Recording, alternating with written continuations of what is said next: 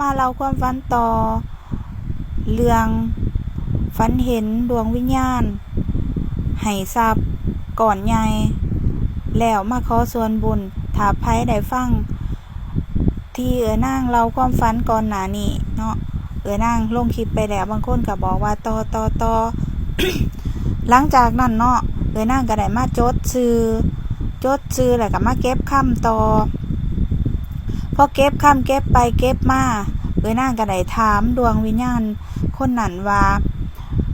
ถ้าสมมติว่าข่อยเฮ็ดบุญให้เจ้าเพราะว่าเพิ่นมาขอว่าให้เฮ็ดบุญเนาะถ้าสมมติว่าข่อยเฮ็ดบุญให้เจ้า บัดข่อยบ่จื้อชื่อเจ้าเด้ข่อยสิเฮ็ดจังไดข่อยสิจักขวดน้ำให้เจ้า บาดที่นี่ผู้หญิงคนนั้นก็เลยว่าบ่จื้อบ่เป็นสังเด้อให้เจ้าไปเฮ็ดบุญแล้วบอกว่าอุทิศให้ดวงวิญญาณของผู้หญิงที่อยู่ระหว่างแดนพ่อเฒ่าหาแม่เฒ่าเดียนเด้อซึ่ง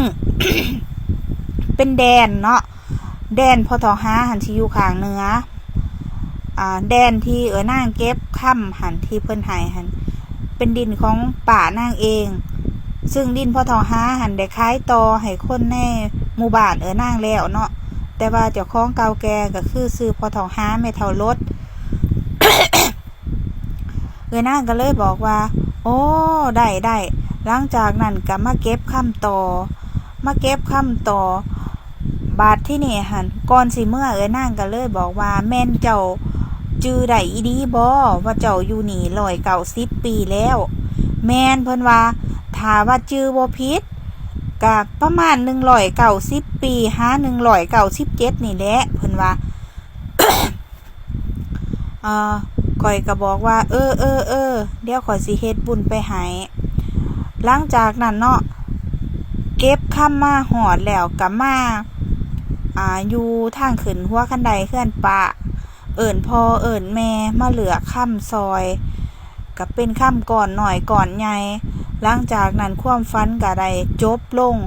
พ่อหูซึกตื่นขึ้นมาแล้ว หูซึกญาติใจหนึ่งนางก็คิดว่าเขาให้ทรัพย์เฮาแล้ว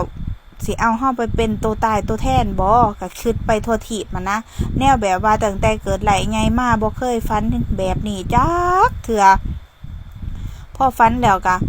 โทรไปปรึกษาแม่เนาะว่าฝันแบบนี้มันหมายความว่าจังไดพวกป้าพวกน้าบ่าวน้าสาวก็บอกว่าฝันดีอยู่ฝันว่าคนมาให้โศกให้ทรัพย์นี่ก็ดีเขามาถามกินถามอยากก็คือสิเป็นในความฝันเนาะว่าอยู่หัน190 ปีบ่มีไผหูจักบ่มีไผเฮ็ดบุญเฮ็ดศีลให้แล้วทรัพย์หม่องหันก็หลายแต่ว่าบ่เคยให้ไผอันนี้ก็เป็นแค่ความฝันเด้อพี่น้องแต่ว่า เฮาฝันแล้วหั่นน่ะถ้าสิบ่มาเฮ็ดบุญให้เขาก็บ่สบายใจเนาะมื้อนี้นางก็มาแต่งผ้าขาวมีของหวานของข้าวยาสูบหมากไหม้มีน้ำเนาะแล้วก็ปัจจุปัจจัยเทียนขันหาแล้วก็ใส่ซองให้อาจารย์เนาะกับครูบาเพิ่นได้สูตรเฮ็ดผ้าขาวเฮ็ดบุญให้ไปหอดไปถึงหั่นนะ